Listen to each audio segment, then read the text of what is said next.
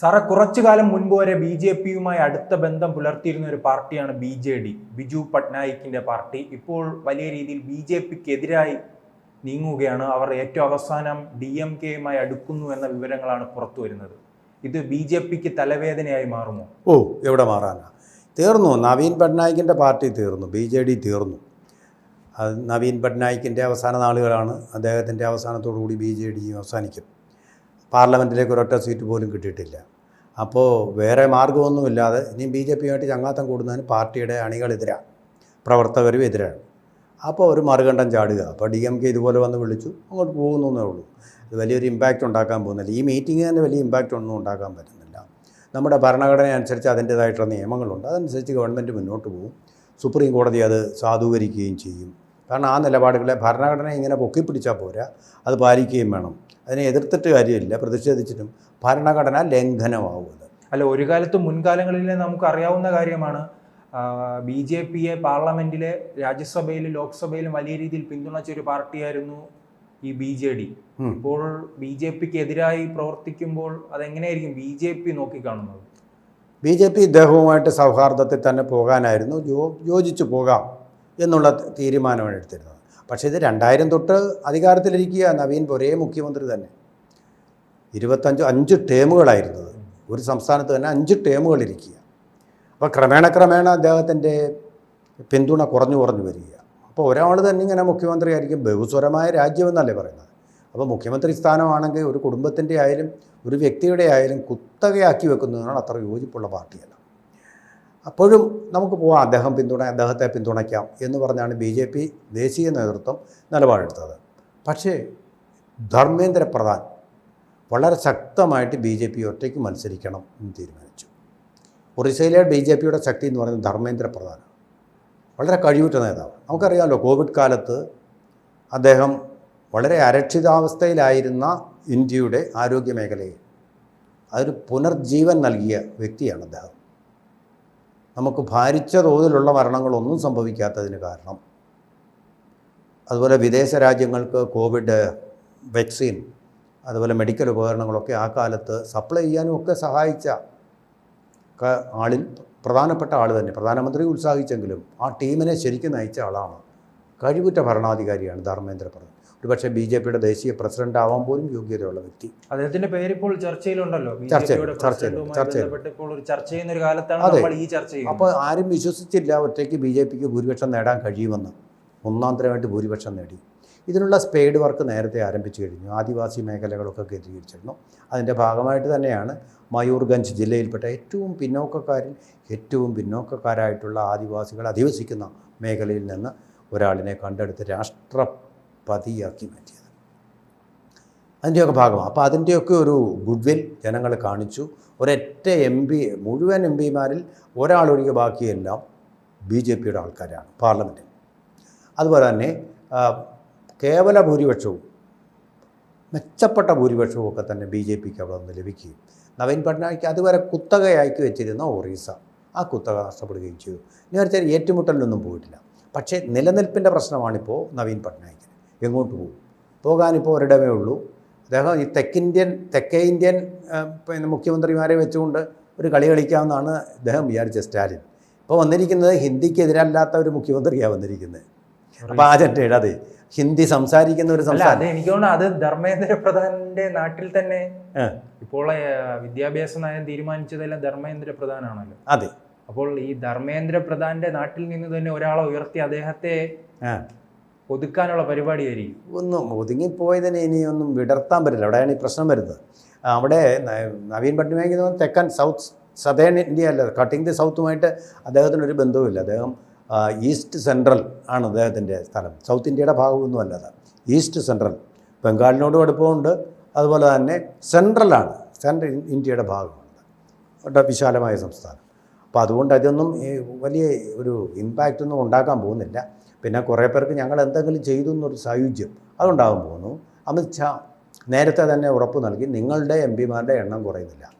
അത്രത്തോളം ജനങ്ങൾക്ക് വലിയ പ്രശ്നമൊന്നുമില്ല. പിന്നെ ഇത് രാഷ്ട്രീയം കളിക്കുകയാണെന്നുള്ളത് എല്ലാവർക്കും അറിയാം. തട്ടിക്കൂട്ടൽസാണ്. കർഷക സമരം പോലൊരു തട്ടിക്കൂട്ടലാണ് ഗവൺമെൻറ്റിനെതിരെ.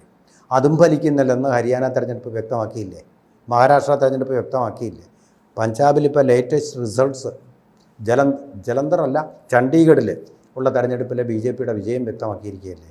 നോർത്ത് ഈസ്റ്റിലെ ആ ക്രിസ്ത്യൻ വർഗീയത കളിച്ചിട്ട് ഒരു പ്രയോജനവും കോൺഗ്രസിനുണ്ടായില്ലെന്ന് വ്യക്തമായില്ലേ. മിസോറം തൂത്തുവാരിയില്ലേ തദ്ദേശ തെരഞ്ഞെടുപ്പിൽ.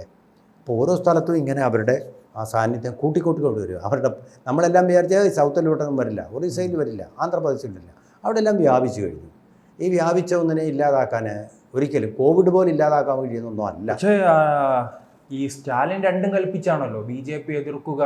അതിനുവേണ്ടി ഇന്ത്യയിൽ ഉടനീളം അദ്ദേഹത്തിൻ്റെ ശക്തി വ്യാപിപ്പിക്കുകയാണ്. അതിൻ്റെ ഭാഗമായാണ് ഈ DMKയുടെ നേതാവ് തന്നെ ഈ നവീൻ പട്നായിക്കിനെ കണ്ടിരിക്കുന്നത്. ഒരു കാര്യമില്ല ഇതൊന്നും. നിൽക്കക്കള്ളിയില്ലാത്ത അവസ്ഥയാണ് സ്റ്റാലിൻ. ഒരു വശത്ത് അണ്ണാമലയുടെ ശക്തമായ എതിർപ്പ്, പിന്നെ വിജയിയുടെ വരവ്, അതുപോലെ DMKയുടെ ഐക്യം, ഇതെല്ലാം കൂടെ ചേർന്ന് സ്റ്റാലിന് ഒരു നിൽക്കക്കള്ളിയില്ലാത്ത ഇടം, നിലയില്ല കയത്തിലേക്ക് മുങ്ങിക്കൊണ്ടിരിക്കുക. അപ്പോൾ ഒരു പിടിവള്ളിയായിട്ട് ഇതൊന്ന് ഉപയോഗിക്കാം, ഒന്ന് കളിക്കാം, അവസാനവട്ട പോരാട്ടം ഒന്ന് നടത്തുക. ഇതൊന്നും ഏശാൻ പോകുന്നില്ല. ഇത് ജനപ്രിയ വിഷയങ്ങളല്ല ഒന്നാമത്. ജനങ്ങൾ ഇന്ത്യ മുന്നണിയിൽ ഓരോ ദിവസവും കരുത്തനായി മാറുകയാണോ സ്റ്റാലിൻ? ഇന്ത്യ മുന്നണി തന്നെ ഇല്ലല്ലോ. അതിനിപ്പോൾ പോയില്ലേ. ഇന്ത്യ മുന്നണി വന്നു കഴിഞ്ഞാൽ സ്റ്റാലിനുമായിട്ട് എങ്ങനെ യോജിച്ചു പോകാൻ പറ്റും? ഹിന്ദിക്കെതിരായിട്ട് ഹിന്ദി ഭാഷ നിരോധിക്കണമെന്ന് പറയുന്ന ആളാണ് ഇദ്ദേഹം. ഇംഗ്ലീഷ് നിരോധിക്കണമെന്ന് പറയുന്ന ആളാണ് മുലായം സിംഗ് യാദവ്, അഖിലേഷ് യാദവും ഒക്കെ. ഇംഗ്ലീഷ് നിരോധിച്ച് അതിൻ്റെ സ്ഥാനത്ത് ഹിന്ദി ആക്കണമെന്ന് പറയുന്നത് എന്ത് യോജിപ്പിൻ്റെ, എന്ത് ഇന്ത്യ മുന്നണി, എന്ത് ഇന്ത്യ? അതൊന്നും ഉണ്ടാകാൻ പോകുന്നില്ല. അതൊന്നും നടക്കാൻ പോകുന്ന കാര്യങ്ങളല്ല.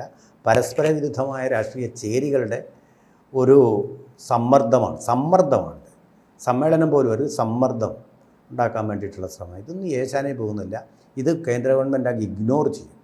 സത്യമെല്ലാം അണ്ണാമലൈ പറഞ്ഞിട്ടുണ്ട്. സ്റ്റാലിൻ്റെ മകനായ ഉദയനിധി 40 സ്കൂളുകളാണ് നടത്തുന്നത്.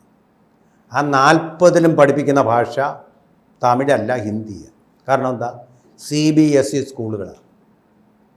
ഈ സ്കൂള് ഉണ്ടാക്കാനുള്ള പണമൊക്കെ എവിടെ നിന്ന് കിട്ടി? ജനങ്ങളുടെ നികുതിപ്പണം അഴിമതിയിലൂടെ സംഭവിച്ചത്.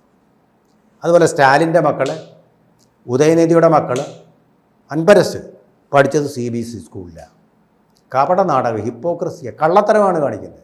തികഞ്ഞ കള്ളത്തരമാണ് കാണിക്കുന്നത്. പിന്നെ ഡീലിമിറ്റേഷനെതിരായിട്ട് ഒരു സമരം നടത്തും. ആർക്കെതിരെയാണ് വരുന്നത്? എവിടെയായി MP-മാരുടെ എണ്ണം കൂടാൻ പോകുന്നത്? മുസ്ലിം ബെൽറ്റുകളിലാണ്. അവിടെയാണ് ജനസംഖ്യ കൂടിയിട്ടുള്ളത്, കണക്കിലധികം എല്ലായിടത്തും കൂടിയിട്ടുണ്ട്. അവിടെയാണ് മുസ്ലിം ഏരിയകളിലെ MP-മാരുടെ എണ്ണമാണ് കൂടാൻ പോകുന്നത്. അപ്പോൾ ഇവർ ന്യൂനപക്ഷത്തിന് എതിരാണ്, ഭൂരിപക്ഷ ഭരണമാണ് നടക്കുന്നതെന്ന് പറഞ്ഞ ആൾക്കാർ അത് ന്യൂനപക്ഷങ്ങൾക്കെതിരായിട്ടാണ് ഇപ്പോൾ സംസാരിച്ചു തുടങ്ങിയത്. ഡീലിമിറ്റേഷനെ എതിർക്കുന്നവർ ന്യൂനപക്ഷങ്ങൾക്കെതിരായിട്ടാണ് സംസാരിച്ചു വരുന്നത്. ഡീലിമിറ്റേഷൻ കൊണ്ടല്ലേ മലപ്പുറത്തെ MLA-മാരുടെ എണ്ണം കൂടിയത്? ആണല്ലോ. ആ ഡീലിമിറ്റേഷൻ കൊണ്ട് പ്രയോജനം ഉണ്ടാകുന്നത് ന്യൂനപക്ഷ വിഭാഗങ്ങൾക്കാണ്. ന്യൂനപക്ഷം എന്ന് പറഞ്ഞാൽ മുസ്ലിം വിഭാഗങ്ങൾക്ക്. അവരുടെ ജനസംഖ്യയാണ് ഇന്ത്യയിൽ കൂടിയിരിക്കുന്നത്. അവരുടെ ജനസംഖ്യയാണ് പെർസെൻറ്റേജാണ് കൂടിയിരിക്കുന്നത് ഡെമോഗ്രഫിക്കലി. അത് കൂടുമ്പോൾ മുസ്ലിം പ്രദേശത്തു നിന്നുള്ള MP-മാരുടെ കൂടുതലും മുസ്ലിങ്ങൾ തന്നെ ആയിരിക്കും. അവരുടെ MP സ്ഥാനങ്ങളാണ് കൂടുന്നത്. അതിനെ സ്റ്റാലിൻ എതിർക്കുക. മുസ്ലിങ്ങളെ കൂട്ടുപിടിച്ച് മുസ്ലിം ലീഗുമായിട്ട് കൂട്ടിച്ചേർന്നുകൊണ്ടാണ് അവർ അവിടെ മത്സരിച്ചത്. മുസ്ലിം വിരുദ്ധമായിട്ടുള്ള നീക്കമാണ് സ്റ്റാലിൻ്റെ ബുദ്ധിപരമായ നീക്കമായിരുന്നു. മണ്ടത്തരമെന്ന് ഞാൻ പറയും. മുസ്ലിം വിരുദ്ധമായിട്ടുള്ള നീക്കം, ഹിന്ദി വിരുദ്ധമായിട്ടുള്ള നീക്കം, ഇന്ത്യ വിരുദ്ധമായിട്ടുള്ള നീക്കം. അതാണ് അവസാനം അങ്ങനെ തന്നെ വരും. അത് വ്യാഖ്യാനിക്കാൻ വേണ്ടി സമർത്ഥനാണ് അണ്ണാമലൈ. അതുപോലെ BJPയിലെ പലരും ഉണ്ട്. അല്ലേ, നാം എന്തെല്ലാം പറയുമ്പോൾ ഈ സ്റ്റാലിൻ്റെ ഇങ്ങനെയുള്ള നിരന്തരമായ ഈ പ്രസ്താവനകളും പ്രവൃത്തികളും നമ്മുടെ രാജ്യത്തിലൊരു വിഘടനവാദം വളർത്താനുള്ള ഒരു വഴി പണ്ടും ഉണ്ടായിരുന്നു. DMK പണ്ടും സ്വയംഭരണം വേണമെന്ന് എത്രയോ നാൾ അവർ സമരം നടത്തിയതാണ്. എന്നിട്ട് എന്തായി? ഇന്ദിരാഗാന്ധിയുടെ കാലത്ത് പോലും സമരം നടത്തിയത് സ്വയംഭരണം. BJPയുടെ ഗവൺമെൻറ്റിൽ, അടൽ ബിഹാരി വാജ്പേയിയുടെ ഗവൺമെൻറ്റിൽ NDAയുടെ ഭാഗമായിട്ട് കൂട്ടുകക്ഷിയായിട്ട് അധികാരത്തിരുന്നു. അവിടെ ഇരുന്നും ഒരുപാട് കട്ടു. വാജ്പേയി ഭാവമായതുകൊണ്ടൊന്നും അറിഞ്ഞില്ല. മോദിയുടെ അടുക്ക ആ പരിപാടിയൊന്നും നടക്കില്ല. ഒരുപാട് കട്ടു. ടെലികോമിലും ഒക്കെ ഇരുന്നുകൊണ്ട് ഒരുപാട് കട്ടിട്ടുണ്ട്. അദ്ദേഹത്തിൻ്റെ ഈ കുടുംബത്തിൽപ്പെട്ട ഒരാൾ മോഷ്ടിക്കുക, അഴിമതി നടത്തുക, ഇതൊക്കെ. എന്നിട്ട് പിന്നെ രാഷ്ട്രീയം പറഞ്ഞ് തമിഴ് മക്കളെ ഒന്നിപ്പിക്കാൻ നോക്കുക.